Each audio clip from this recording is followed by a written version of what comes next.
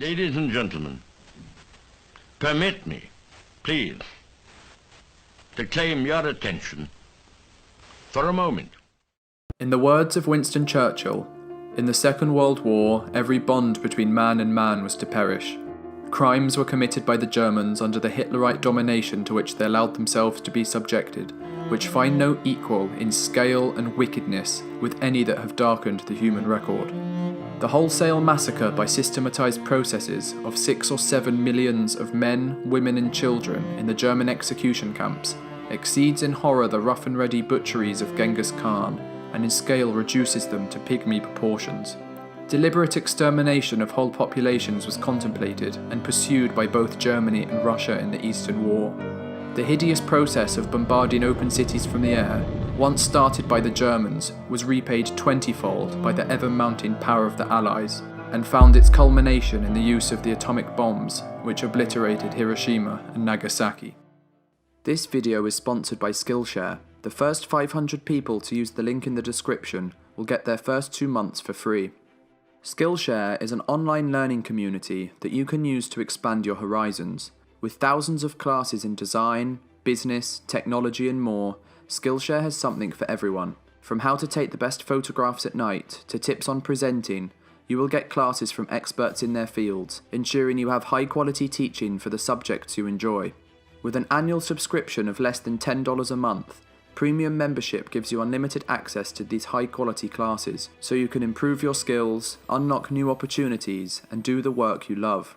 And since Skillshare is sponsoring this video, the first 500 Life Guide viewers to use the link in the description will get their first 2 months for free. Click on the link in the description and start learning today. It was a simple and noble policy to keep Germany disarmed after the struggle of the First World War, and the victors sufficiently armed in vigilance. But errors were soon made. America's failure to enter the League of Nations, the weakness and lack of resolution of Western democracies to confront the growing strength of the fascist dictators in Germany, Italy and Japan, and the economic turmoil that allowed these events to spark and build. Upon reflection, it is all too easy to see and understand how this tragedy could have been avoided. But for those in power at the time, they failed all too well to see the gathering storm that confronted them.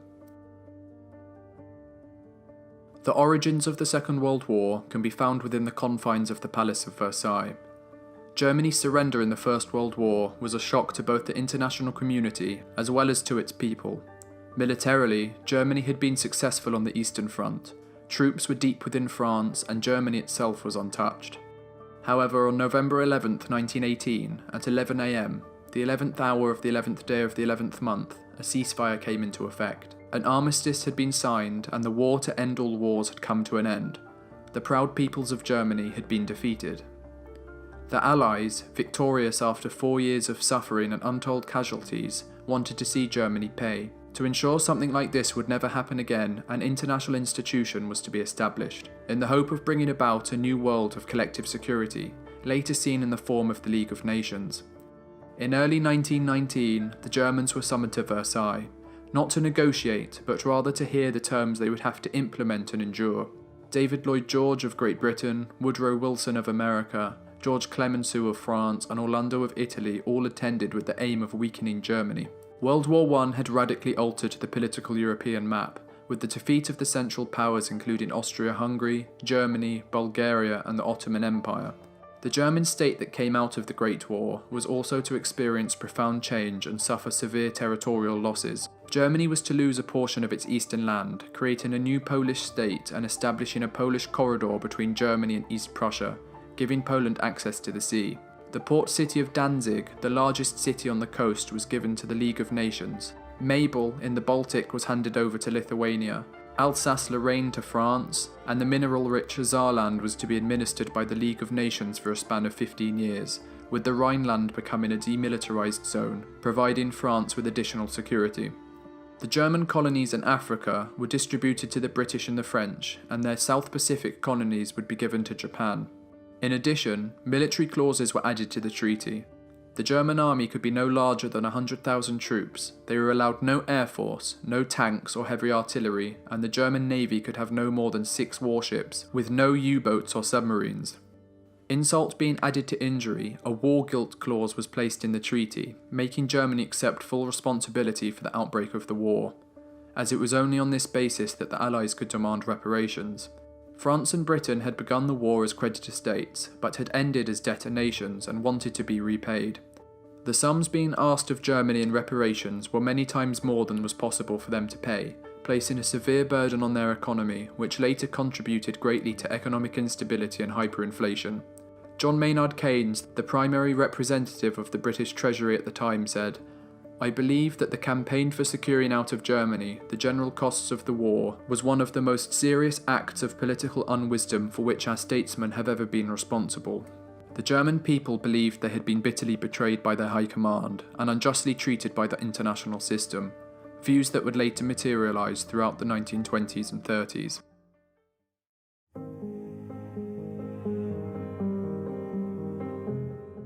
After the Wall Street crash of 1929 and the preceding Great Depression, the world was plunged into economic turmoil and Germany was hit hard. American banks withdrew the loans they had made to Germany and the economy collapsed overnight. Due to such large reductions in cash and capital, banks struggled to provide money and credit, and so in 1931 there were runs on German and Austrian banks, with several of them closing. Businesses closed at an alarming rate, and by 1933 unemployment had reached 6 million.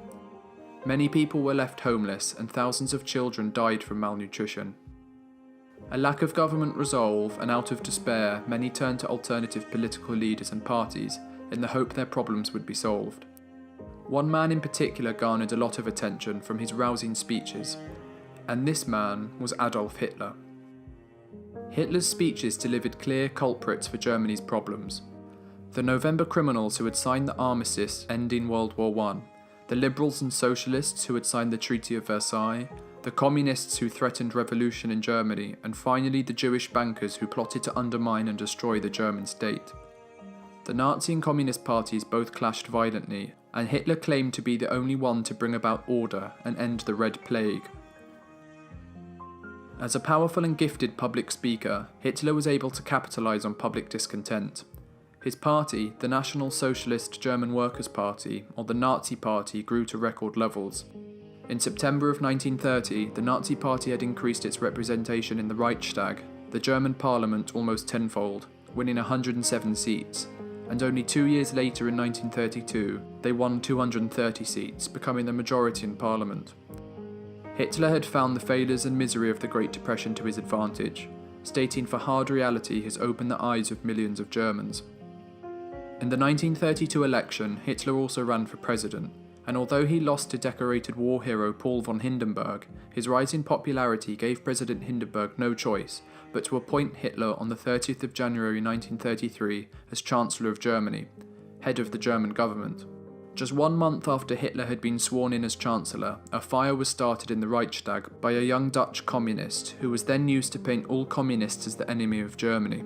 Using Article 48 of the Constitution, the Reichstag fire decree was passed that abolished civil liberties such as freedom of speech and freedom of the press. Shortly after, Hitler created a secret police known as the Gestapo, helping him to suppress any and all opposition. As Chancellor, he also tripled the size of the German military, violating the Treaty of Versailles, banned all rival parties, killed political opponents, and prohibited Jews from working, voting, and occupying public spaces. After the death of President von Hindenburg in 1934, Hitler declared himself Führer of Germany, absolute dictator.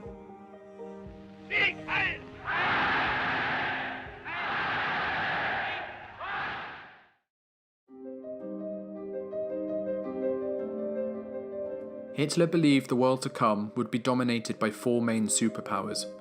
Germany was to be the main hegemonic power of mainland Europe, the British maintaining their international empire. The Japanese, or the Aryans of the East as Hitler liked to call them, would be the main power in Southeast Asia and the Pacific, and finally America would dominate the Western Hemisphere. Part of Nazi support was their opposition to the Treaty of Versailles, and upon coming to power, Hitler promised to return Germany to its rightful place in the world. Hitler's objectives were clear. The economy needed to be self-sufficient, and what the Germans called economic autarky, being able to produce their own goods and not relying too heavily on imports. This was critical to withstand a British blockade to trade, a policy that had damaged Germany in the First World War. Germany would also need Lebensraum, or living space, that would facilitate the growing German population. Lebensraum was to be found in the east, and this meant Germany would have to expand into Poland, Czechoslovakia, Ukraine, and agricultural regions of the Soviet Union. For Hitler, this new German Reich that was to be created was to be racially pure, containing only the Aryan race, free of Slavs and Jews of whom would have to leave or be eliminated. And it was also Germany's mission to launch a crusade against Judeo-Bolshevism, an ideology and enemy that home took the form of the Soviet Union. A war he thought would inevitably have to happen.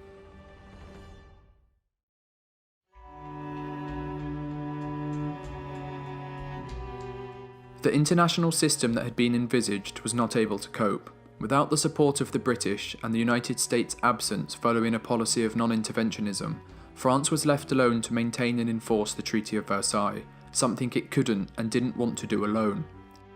Held in Geneva, Switzerland, the Disarmament Conference provided a preview for how Hitler operated and what future Nazi policy would look like. Hitler instructed his representatives at the conference to state that Germany would completely disarm, if, and only if, France, Britain, Japan and the United States would do the same. This was an offer that Hitler correctly assumed would be denied, and so he went back to the German people and showed them how this conference was not about disarmament, but rather keeping Germany subjugated. And so in 1933, Hitler withdrew from the League of Nations and the Disarmament Conference to the support of his people. In 1934, to the surprise of the international community, Germany signed a non-aggression pact with Poland, taking an ally away from France and weakening France's military positioning, as Germany was now free to the east. In March of 1935, Germany revealed it had been building an air force, the Luftwaffe, again breaking the Treaty of Versailles, with the justification being that Britain, France and Poland all had an air force and that Germany too needed to defend itself. 1 week later, Hitler declared his intentions to introduce conscription, to build an army of 500,000 men. Once again, the League of Nations protested, but no action was taken. The disarmament clauses outlined in the Treaty of Versailles had been destroyed. Then, in June of 1935, to France's horror, Britain had entered into a naval agreement with Germany. The Anglo-German Naval Agreement, in which Britain recognised Germany's right to build up its navy. They were to be allowed up to 35% of Britain's surface tonnage and a submarine fleet up to 60% that of Britain's. Britain had struck a deal, and in doing so had given up on Versailles, given up on disarmament, and began to show Hitler that a policy of appeasement was to be pursued. A year later, in March 1936, German troops were sent into the demilitarised Rhineland. The matter was referred to the League of Nations, which once again did nothing. Remilitarisation of the Rhine was the final nail in the coffin for the Treaty of Versailles and the international order. The treaty was now officially dead.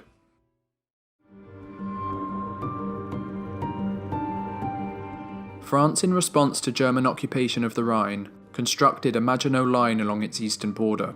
However, the fortification stopped at the Ardennes forest and did not extend across the Belgian frontier, the place at which Germany had entered during the Great War. The French were preparing for a war of the trenches and were not prepared for the motorised divisions that made German Blitzkrieg tactics so effective. Stalin at this time, threatened by German power and aggression, entered the Soviet Union into the League of Nations, and also signed an agreement with Czechoslovakia, stating he would come to their aid if attacked, but only if the Western Allies would come to its defence first. This was to stop the West trying to push German aggression eastwards. Hitler wanted all German-speaking nations in Europe to be unified, especially his native homeland Austria. Under the terms of the Treaty of Versailles, Germany and Austria were forbidden to be unified, as the Allies hadn't fought 4 years to see a larger Germany. Austrian President Schuschnigg, knowing he would receive no help from Italy and that France and Britain would not interfere in Hitler's plans, resigned, and 2 days later, German troops marched into Austria unopposed. Hitler had successfully annexed Austria, under the guise of national self-determination as justification. After the successful reoccupation of the Rhineland and the annexation of Austria, Hitler turned to Czechoslovakia, of which 3 million people in the Sudetenland were of German origin. The Czech government hoped that Britain and France would come to its assistance in the event of a German invasion, but British Prime Minister Neville Chamberlain was intent on avoiding war. He made 2 trips to Germany in September and offered Hitler favourable agreements, but the Führer kept increasing his demands. On the 30th of September 1938, Hitler attended a meeting in Munich, accompanied by Britain, France and Italy, all of whom agreed that Hitler should have the Sudetenland, as long as he promised to go no further. The Soviets and the Czechs were not represented at the meeting, and realising that no country would come to their aid, Czechoslovakia were forced to surrender the Sudetenland to Germany. After the meeting, Chamberlain went to Hitler and asked him to sign a peace treaty between Great Britain and Germany, to which Hitler happily agreed. Upon his return to Britain, Chamberlain delivered his Peace in Our Time speech to cheering crowds. To people at the time, Neville Chamberlain was a great champion. The Munich Agreement had won the peace and war was averted. But from this, Hitler saw Europe as weak and unwilling to stand up to his demands. Winston Churchill, one of Chamberlain's greatest critics, said, "You were given the choice between war and dishonour. You chose dishonour and you will have war." Churchill was proven right when just half a year later, on the 15th of March 1939, German troops marched into Czechoslovakia. Once again, Hitler had broken an agreement. France and Britain then guaranteed Poland's safety, with Britain also beginning to rearm and install a highly secret radar system along its east coast. On August 23, 1939, the Germans and the Soviets signed a non-aggression pact, which sent shockwaves across the world's diplomatic community. The signing of this pact for Hitler ended the prospect of a two-front war, which allowed for a greater taking of Poland, but for Stalin this bought him time, to rebuild the Red Army that he had purged. As the last days of summer arrived, there was a sense in Europe that war was imminent, and the sense was right. Blitzkrieg, or lightning war, revolutionized warfare, and allowed an attacker to destroy an opponent before they were even mobilized. Through the use of tanks or panzers, German forces were able to quickly smash border defences and circle enemy troops. They were to be supported by tactical air power, the Luftwaffe, that provided close aerial support to ground operations. Using this tactic, Germany was able to quickly knock out opponents, allowing them to conduct operations without the total mobilisation of the economy and society, much like the First World War had required. The First World War was one of attrition, something Germany wasn't in the current position to win or endure. This new mode of warfare, therefore, was to be one of speed and efficiency.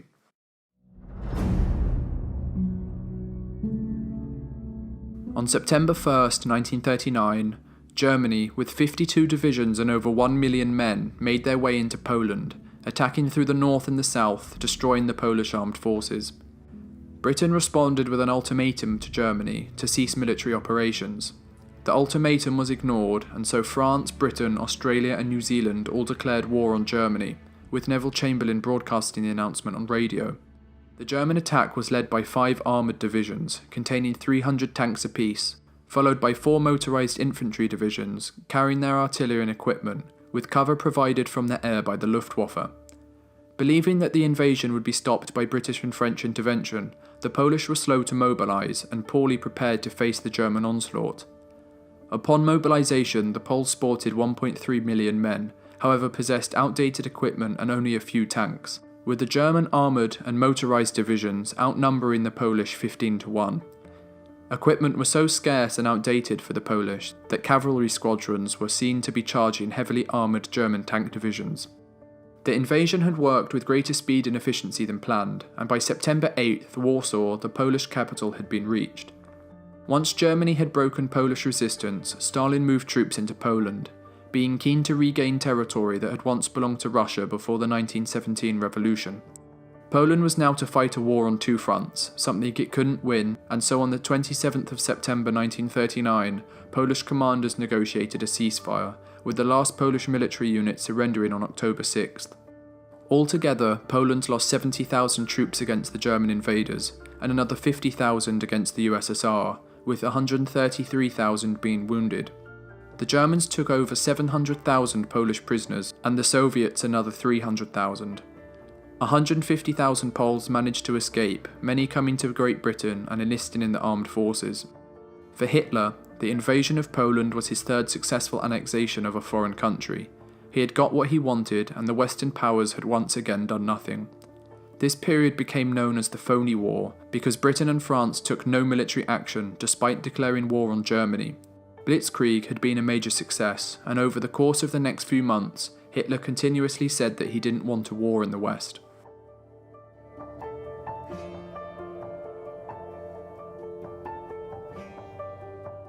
3 months after the invasion of Poland, Stalin was afraid that Finland would fall under German influence, as Leningrad was only 20 miles away from the Finnish border. The Soviets demanded the Finns cede territory on the Karelian Isthmus as to put Leningrad out of danger. The Finns refused, and so the Soviet Union launched military action on the 30th of November 1939.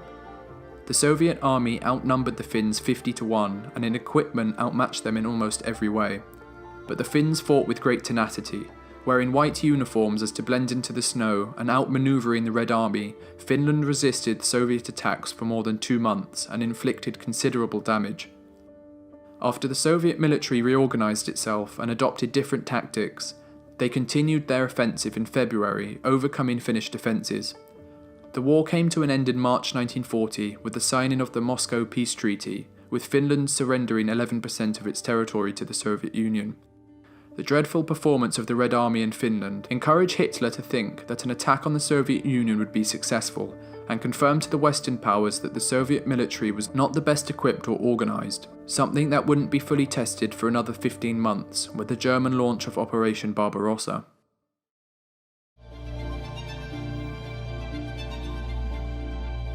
In April of 1940, Adolf Hitler made a huge strategic gamble. His plan was to send the whole strength of the German navy along the Norwegian coast, from Oslo to Narvik, to protect the coastal waterways. Swedish iron ore could then be safely transported to German blast furnaces, and German control of Norwegian waters would make an Allied blockade of Germany a lot harder. British discontent over the Norwegian campaign and an Allied withdrawal led to the resignation of Neville Chamberlain on the 10th of May 1940. His successor was appointed the same day, a man who throughout the 1930s had spoken out regarding German rearmament and Hitler's threat to the world, a man who went by the name of Winston Churchill.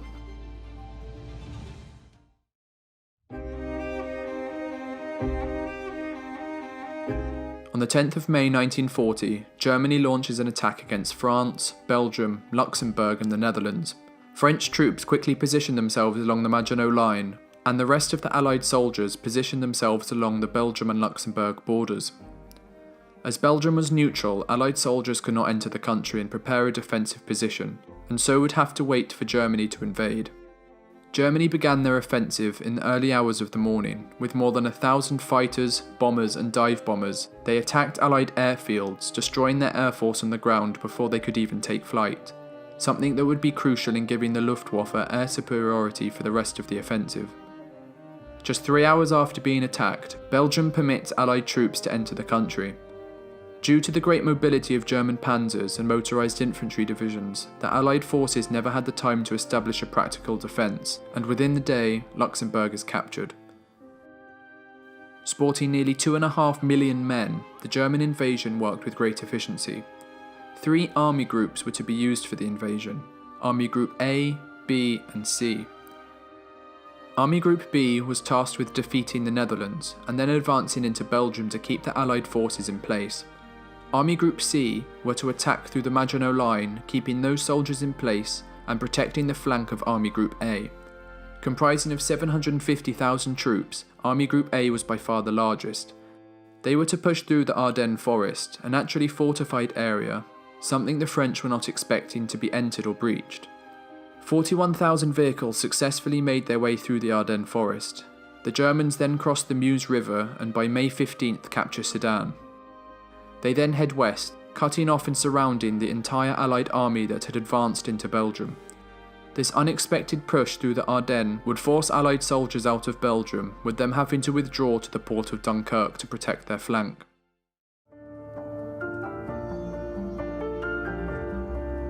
With the Allies completely surrounded by German forces, Winston Churchill launches a plan to evacuate the British Expeditionary Force from northern France. 400,000 Allied troops are stranded on the beaches of Dunkirk, and on May 26, Operation Dynamo begins. By air, the Luftwaffe constantly attack the soldiers stranded on the beaches and sink many ships, and by land, German artillery fires upon the shore. The Royal Air Force in response launches a counter-attack to protect the ships and soldiers. The beaches at Dunkirk were shallow, and even at a high tide, destroyers couldn't approach within a mile of the shore, and so the troops would have to be ferried out in small craft. On the 31st of May, hundreds of civilian vessels known as little ships make their way across the English Channel to evacuate the soldiers. Fishing boats, lifeboats, sailing barges, ferries and supply ships all do their part in bringing the soldiers home. The British Expeditionary Force had survived, but almost all of the heavy artillery and equipment was left behind. By the 4th of June 1940, 338,000 troops had been evacuated, making the events at Dunkirk a miracle and the largest evacuation in military history. The surrender of France followed some 3 weeks later, after Mussolini declared war on France and German troops marched into Paris, sealing France's fate.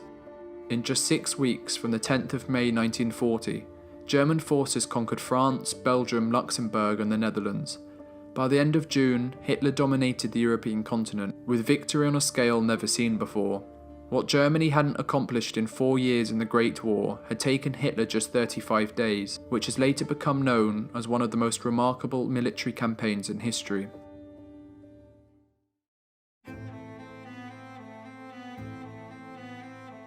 The future of the free world hung in the balance. Britain faced a perilous situation after the fall of France, and all that separated the Germans from yet another victory was the English Channel. The isolationist United States was an ocean away, which left only one man to make a decision that would change the course of human history. With the fighting over, Germany began to consider ways of resolving the question of how to deal with Britain. Hitler hoped that Churchill would come to his senses and sign a peace treaty, but if the British refused, Hitler's only option was to invade. Churchill then delivered his "We will fight on the beaches" speech. This famous speech transformed Churchill into a world statesman, outlining unequivocally he would never make peace with Hitler, but war was now to come. Germany had to plan an invasion of Great Britain. The invasion of France and Poland had taken months to plan, with every intricate detail of battle thought through, but the invasion of Britain, with orders from High Command, would have to be ready by August 15th, giving them just 1 month.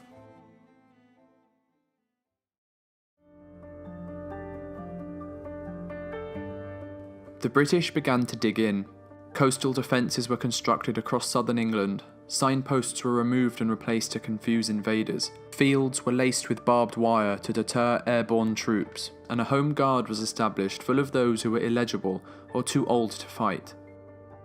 Meanwhile, Hitler began his plan for the invasion of the British Isles, codenamed Operation Sea Lion. 20 divisions were to be deployed on Britain's south coast through the use of amphibious landing craft. However, the English Channel wasn't easy to cross. The Royal Navy was still the largest in the world, and despite empire commitments, Britain's home fleet of ships still far outnumbered the German Navy. The German naval chief, Admiral Erich Raeder, didn't believe he could seize the English Channel for long enough to get the German army across. For a successful invasion of Britain, therefore, Germany would first have to gain control of the sky. The Luftwaffe far outnumbered the Royal Air Force. In June of 1940, the British had less than 700 operational fighters, against 2,600 German fighters and bombers. The odds were daunting. Both sides sported some of the most advanced planes of the time. The British with their Supermarine Spitfire and the Hawker Hurricane, which shot down the most German planes. These were up against the German Messerschmitt Bf 109, and these were to be used to escort German bombers. The use of radar was crucial to the British during the Battle of Britain, and was the world's first integrated air defence system. Placed along the south and east coasts of Britain, these tall masts could pick up aircraft at a range of 120 miles, giving their distance, direction, height and numbers. This information would then be sent to RAF Fighter Command, run by Air Chief Marshal Hugh Dowding, and the closest RAF airfields would then be alerted.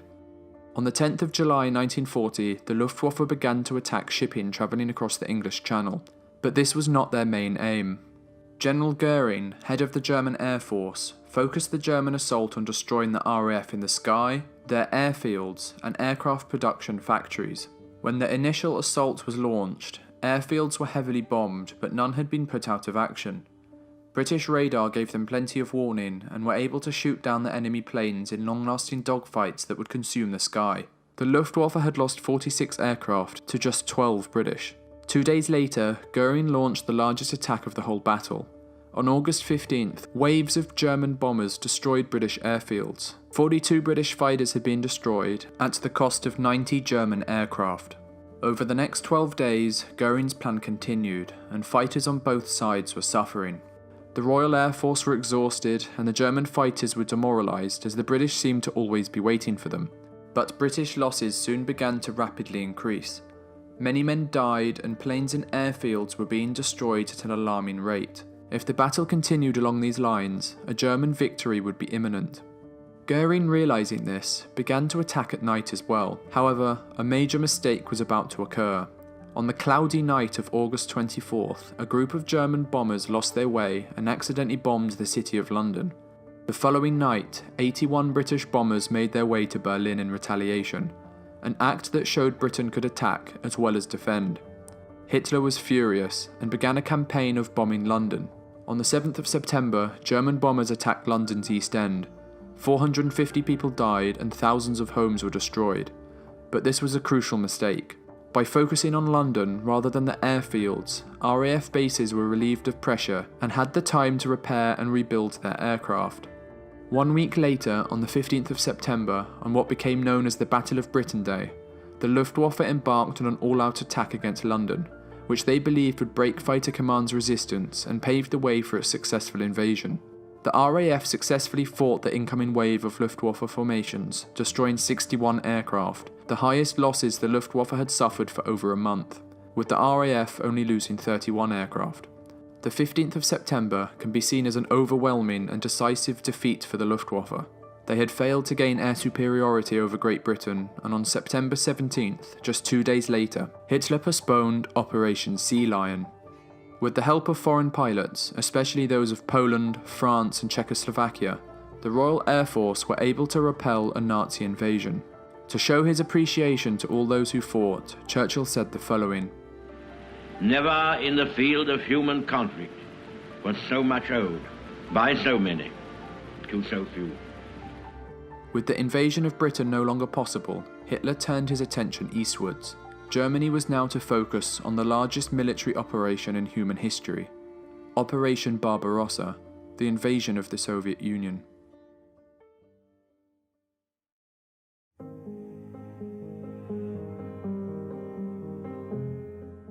The fighting was not over, however. The Blitz had now begun. British cities were bombed in night raids, and London was attacked every night for 57 consecutive nights bar one. And on November 10th, 1940, a 14th century Gothic cathedral in Coventry was obliterated. Children were evacuated to the countryside, and people living in London spent most nights sleeping in air raid shelters or in the London Underground. A blackout was enforced after darkness, where all sources of light had to be covered up, as to prevent the Germans from seeing where towns and homes were located. Over the course of the Blitz, which lasted 8 months and 5 days, just under 2 million homes were destroyed, and 40,000 civilians were killed, with 87,000 being seriously injured. But most importantly, the bombing had failed to demoralise the British into surrender.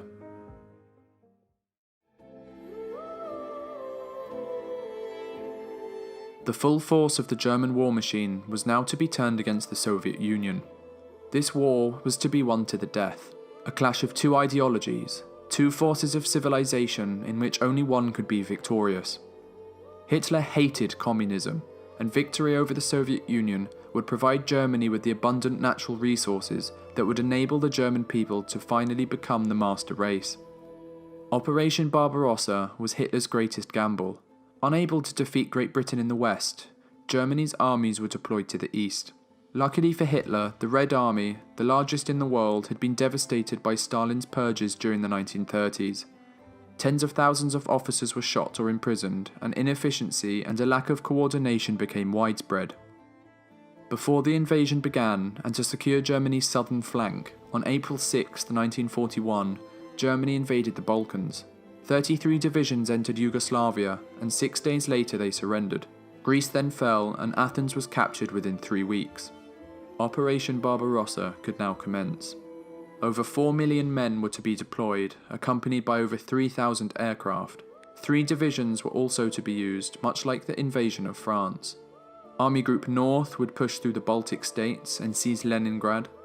Army Group Center was to advance to Moscow, and Army Group South would occupy the Ukraine. The Red Army was far larger, They had 2 million men along the Western Front and millions more in reserve. They also sported 20,000 tanks against Germany's 6,000, although they were older and less advanced. Germany versus the Soviet Union would therefore be a war between superior technology and speed versus sheer numbers. On June 22, 1941, the operation began at 3:15 am. The Luftwaffe attacked Soviet airfields while the ground invasion commenced. Hitler's panzers then pushed forward and within 2 days had penetrated more than 50 miles. The Red Army was no match and tens of thousands of Soviet prisoners were rounded up. As July came, Blitzkrieg was successful as ever. Within a week, the panzers were at Smolensk, only a few hundred miles away from Moscow. It was here that the tanks would rest, so the rest of the army that often relied on horse-drawn carriages could catch up. Prisoners that had been captured along the way also began heading west to captivity, in which 2.5 million men would never return. Meanwhile, the German advance in the south was having troubles, and so Hitler ordered Army Group North to swing south to Kiev to provide help, to which his generals heavily objected. It would turn out to be a disastrous decision. Soviet manpower seemed to be endless, and the halt at Smolensk allowed Stalin to mobilize more than 16 million troops. And a new Soviet tank was headed towards the front line, the T-34, which was faster than the Panzer Mark IV. The remnants of Army Group North surrounded Leningrad, modern-day St. Petersburg, but rather than capturing the city, the Germans decided to starve it. Starvation began, and more than 11,000 people died in November, and another 3,700 on one day in December alone. The siege lasted for more than 2 years, and by the end in 1944, over 1 million Soviets had been killed. Army Group Center now prepared for an offensive on Moscow, and on the 20th of September 1941 they began their assault. The panzers advanced, and even more Soviet troops were captured. But Stalin was determined to defend Moscow to the last. On October 8th, bad weather halted the German advance, and they were still 50 miles from Moscow. Hitler would now pay the price for sending troops south rather than advancing on Moscow earlier on in the year. Speed that gave German Blitzkrieg tactics the advantage was now obsolete. The Soviet winter arrived. German forces, thinking the campaign would be over by summer, were underprepared. Tank engines would not start, weapons froze, and soldiers were frostbitten as they didn't have the proper clothing. And on December 5th, Germany halted its attack. Stalin then moved his armies from Siberia to the west. More than 30 divisions made their way, who were all well equipped and trained for fighting in the winter. By December, more than 500,000 extra men were in place. With additional support, the Soviets began a counterattack, driving German forces back. For the next 7 days, Soviet troops tore into German forces. Hitler ordered for there to be no more retreats. He told his forces they should fight, and if necessary, die where they stood. The German line held strong. For the next 4 months, the two sides fought, and Hitler hadn't got the quick results that he had wanted or planned. Hitler's army then moved south in search for oil, and began a campaign of securing Stalingrad. And so began one of the longest battles of the Second World War. The city had to be taken street by street, house by house, and room by room. But the Soviets too began to move troops and equipment southwards. More than 1 million men, 900 tanks, and more than 1,000 aircraft were moved to the battle zone and attacked the German flank. It was now the Germans who surrendered in their thousands. Over 100,000 men made their way to captivity, with only 5,000 eventually returning to Germany. Germany lost 300,000 men in the Battle of Stalingrad, and the Soviets around the same numbers. But the tide of the battle had begun to turn. The Soviet army continued its success.